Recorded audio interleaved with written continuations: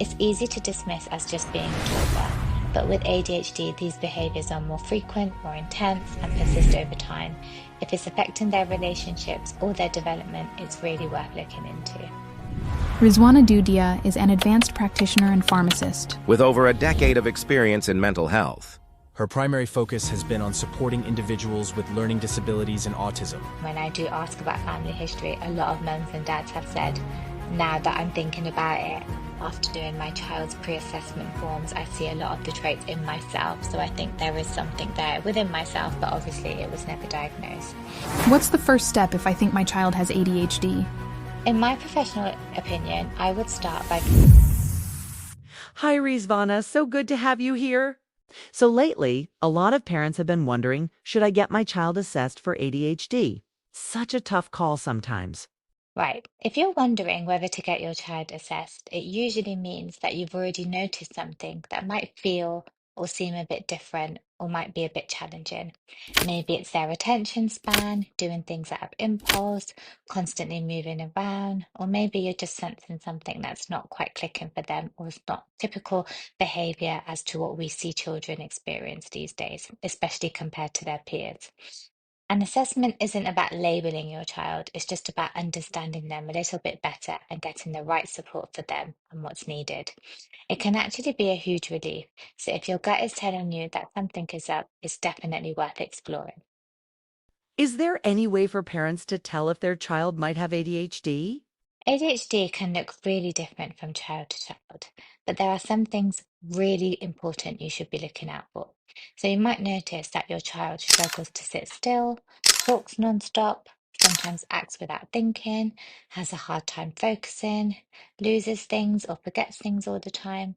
But it's not just about being busy or spirited.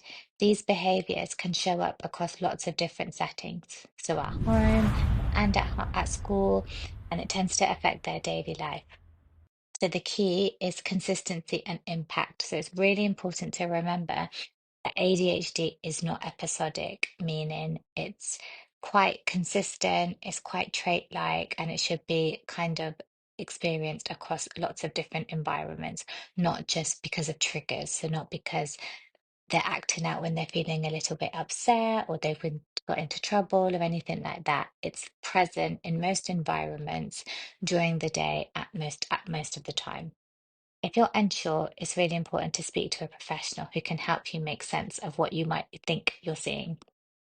Is ADHD the reason why some children forget everything? It can be, and one of the key features of ADHD is challenges with working memory. That's like the brain's post-it note, would you call? So kids with ADHD might forget instructions like going upstairs and having to brush their teeth and put pajamas on and get into bed. They might only remember one or two of these things when you've given them three things to do. They might lose their lunch boxes, water bottles, pens, pencils, etc., leave their jumpers at school, all the little day-to-day things we see as normality, they might just be careless mistakes. And it's not about being laziness or even being careless. It's about their brain just processing and retaining information a little bit differently to the general population. So, really helping them build routines, using visual reminders, having structure in place, or just giving one instruction at a time can really help. Another question that comes up a lot. Is ADHD a result of bad parenting? Absolutely not. No, no, no. ADHD is a neurodevelopmental condition and it is not a reflection of any kind of parenting style. That said, parenting a child with ADHD can be more challenging because the typical strategies don't always work. But the idea that ADHD is caused by poor parenting is really outdated and really unhelpful, and um, it's not going to help you to get anywhere with the support and the treatment that your child needs.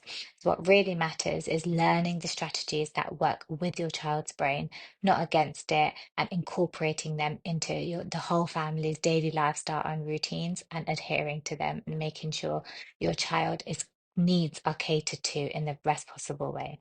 Could you elaborate on what it's really like to live with a child who has ADHD? It can be wonderful and intense, and sometimes both at once. So, children with ADHD can be incredibly fun, imaginative, full of energy, But it can also be draining when you're faced with constantly managing impulsivity, overwhelming emotions, and struggling to sleep. So that's why routines can feel really hard to stick to, and small things can turn into big battles. But it's all about us understanding their brain and adjusting their expectations. And like I said in the previous question, just catering to their needs, but also making sure that you're looking after yourself in the process. How do I support my partner with ADHD? This is in relation to parenting support. So, having a partner with ADHD can be more of a juggling act. So, you might be managing household or routines more than you expected. So, it really helps to have an open, non judgmental conversations about how their ADHD shows up and what you both need to feel supported. Clear roles, visual reminders, shared calendars, etc. Just making sure that you're together as a team to help your child and support your child and get through it together.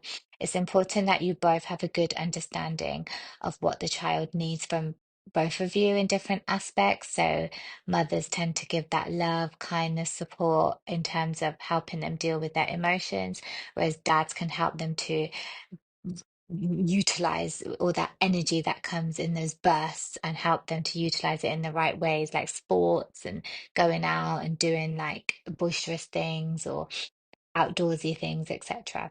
It really just depends on the individual child, what their needs are, and how mum and dad can act as a team and help them both together. Is ADHD hereditary? Yes, there is a strong genetic link.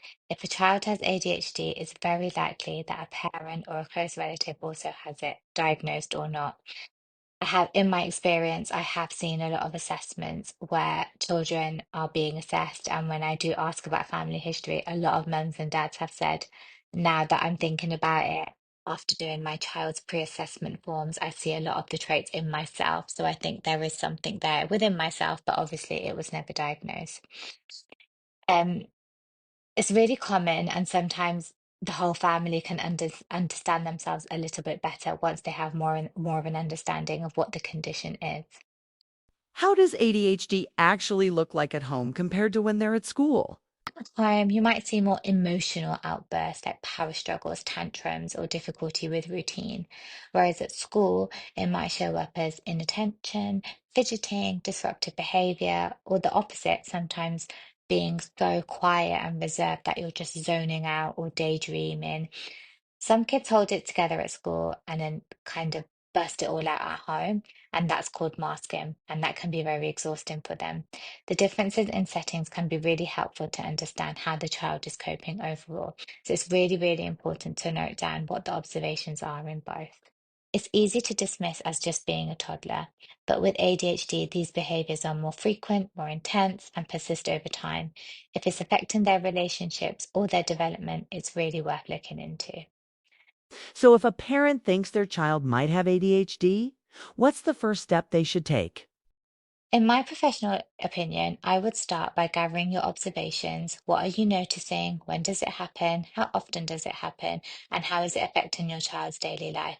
Then speak to your child's teacher or to your GP or another healthcare professional that you trust and ask them their opinion.